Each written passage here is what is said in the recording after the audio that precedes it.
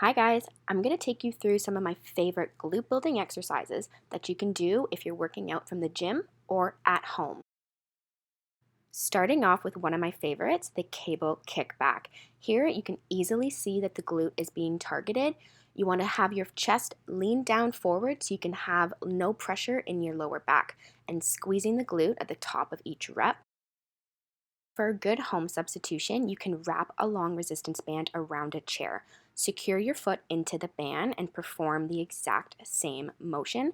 Ensure you're squeezing your glute at the top of each rep to make sure that glute is being fired up.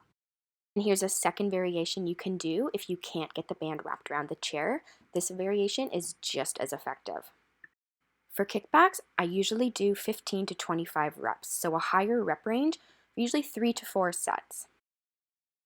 Next is the sumo deadlift. So this is a great full body builder, but the main muscles being used are located in the posterior chain. So your glutes, hamstrings, and back. The key to this exercise to feel in your glutes is to push your feet into the ground, brace your core, and ensure you are putting the load into your glutes, quads, and hamstrings. You don't want to be lifting the weight with your chest or back. And my favorite option to do at home for a sumo deadlift is a banded sumo deadlift to squat. So as you can see here, I'm putting the load into my glutes, hinging from the hips, using the band as resistance, just like you would the barbell. Like you would holding the barbell, brace your core first, push through your heels, and make sure you are keeping your chest upright. I usually aim for 10 to 12 reps for 3 to 4 sets. Abductors are a fantastic exercise if you have weak glutes and hip flexors. So the main muscles being used here are the glute minimus and the medius.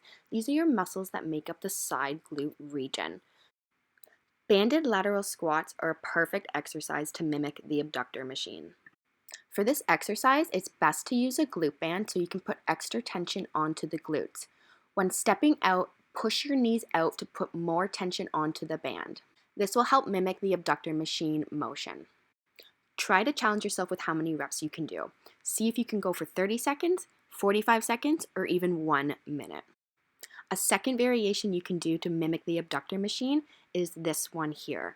So keeping your feet close together and staying on your toes. Pull the band out using your knees for 3 reps. As you can see, this is putting tension on the side muscles here, the glute medius and the minimus. Come to a standing position after 3 reps to trick your glutes to thinking they're done, and it actually gives them a quick fire up. When you sit back down and start pulling on the band again, you are going to be praying for mercy. Similar reps, 30 seconds, 45 seconds, or 1 minute. For our last exercise is the glute bridge. This is very similar to a hip thrust, but without all the hassles of this setup. As you can see, the weight is solely sitting on top of the glutes, and the glutes are really the main muscle being used to lift that weight off of the ground. The key is to tuck your hips before lifting the weight off of the ground. I usually try to go for 15 to 20 reps depending on the weight being lifted. There are so many ways you can modify a glute bridge at home, but here I am showing you one variation, the elevated single leg glute bridge. Start by having both feet onto the chair. Lift your hips off of the ground, straighten out one leg in front of you and drive it in towards your chest, bracing your core and squeezing the glute on the supporting leg. So here, this would be my left leg. And a second variation is shown here, a banded glute bridge with abductors. My feet are elevated just to give me a little bit more range of motion.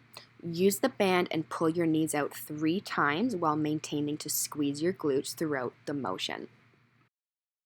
Thank you guys for watching. Get your booty gains and keep an eye for my next workout with me video.